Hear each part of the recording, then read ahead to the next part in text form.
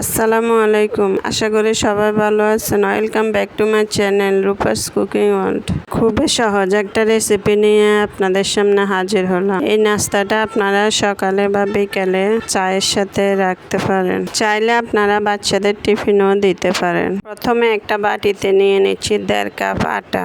এখানে আমি প্যাকেটের সাদা আটাটা নিয়েছি, আপনারা চাইলে ময়দাটাও নিতে পারেন। দিয়ে দিচ্ছি স্বাদ মতো লবণ, দিয়ে দিচ্ছি 1.5 টেবিল চামচ রেগুলার রান্নার তেল। আমি এখানে কুসুম গরম পানি অল্প অল্প করে দিয়ে সফট একটা ডো বানিয়ে নেব। ডোটাকে মধ্যে পরিমাণ মতো ডো নিয়ে লিচি কেটে নিচ্ছি।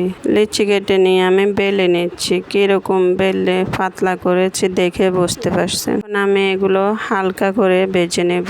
রুটিগুলো একটা সাইডে রেখে আমি এখন একটা আলুর পুর বানিয়ে নেব।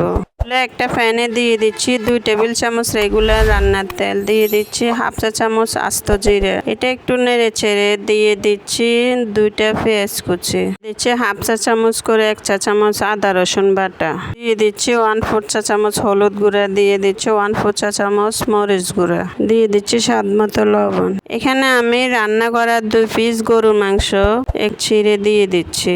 এটা আপনারা স্কিপ করতে পারেন।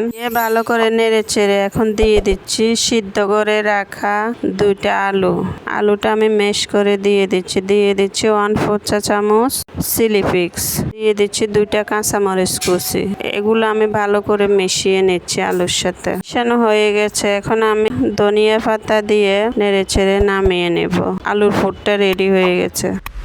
যে রুটিটা আমি ছেঁকে রেখেছিলাম ওই রুটির ভিতরে আলুর পুরটা দিয়ে দিচ্ছি। দিয়ে আমি পরিমাণ মতো চিজ দিয়ে কিভাবে দিচ্ছি দেখে বুঝতে পারছেন।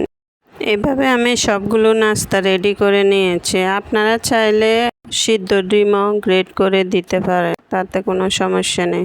এখন প্যানে আমি 2 টেবিল চামচ রেগুলার রান্নার তেল দিয়ে নাস্তাটা উল্টে পাল্টে ব্রাউন কালার করে ভেজে নেব।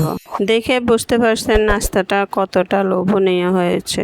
আসলে এটা খেতে খুবই সুস্বাদু মজাদার। আপনারা বানিয়ে না খেলে বুঝবেন না। অবশ্যই এটা বাচ্চাদের টিফিনে সকালের নাস্তা বা বিকেলের নাস্তা রাখতে পারেন। আশা করি ভিডিওটি আপনাদের ভালো লেগেছে। ভালো লাগলে একটা লাইক দিয়ে চ্যানেলটি সাবস্ক্রাইব করে রাখার অনুরোধ রইল। আজকের মতো এখানে বিদায় নিচ্ছি। আল্লাহ হাফেজ।